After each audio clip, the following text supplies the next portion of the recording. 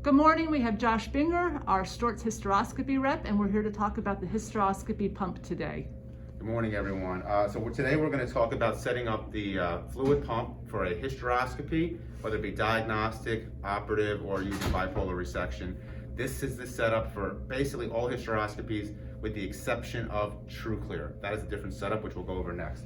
So first we're going to talk about the setup of the canisters on the fluid pump, which we'll go to the back real quick and look. For this setup, we're using the tandem setup. So we have 3 canisters in the back. They tandem to each other, going from the tandem port to the patient port, from the patient port to the tandem port, and then our one and only suction source for this procedure is this tube that runs to the front of the machine, the Storz pump, which says suction. So this is our one and only suction source going to the right canister, which is tandem to the center, and then tandem to the left. All right? The equipment the tubing that we're gonna need for this procedure is sterilely wrapped Y tubing and sterilely wrapped inflow tubing, okay? That's the only tubing that you need for this procedure. And I'm gonna go over now how we set it up. First thing that we do is we turn on the pump.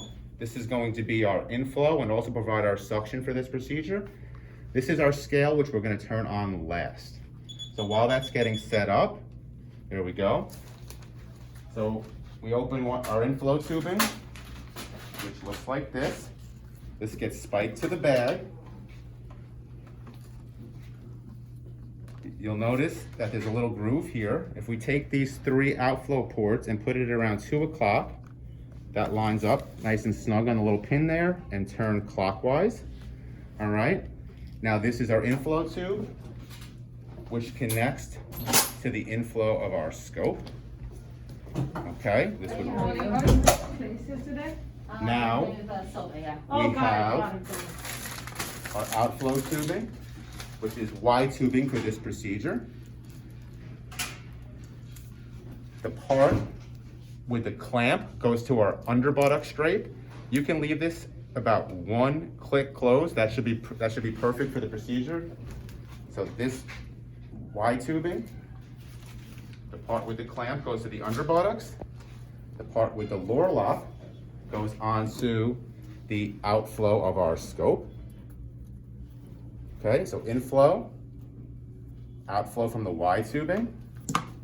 And now we need to get our suction somewhere from a source. This is going to go to the left canister, right in the center. Any suction source that we hook up goes to the center of the canisters, and we're gonna make sure that all open ports are closed anywhere else, and then we're actually good to go. From there, what we're gonna do, make sure my inflow is closed. Oh, one last thing with our tubing. On here, you'll see it says top. This goes on the top. You find a little groove and kind of just wiggle it in. There you go. We're gonna push this in. And then the other groove, good. Now from there, you'll notice this is blinking. We're gonna press it twice to get the pump started.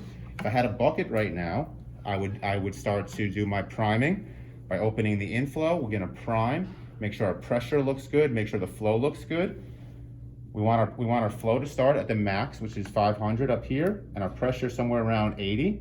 And we want to make sure it looks good before the procedure starts. If we don't have good flow before the procedure starts, we're not going to have it during. So while you're priming, preferably in a basin that's on the back table, want to make sure our flow looks good. If we do prime in the basin, there's nothing for us to count to get back to the to our scale. So from there, after we prime, when we're ready to start the procedure, literally 10 seconds before, we can turn on our scale and hit this button right here, which is the prime button. In the middle of the case, if you need to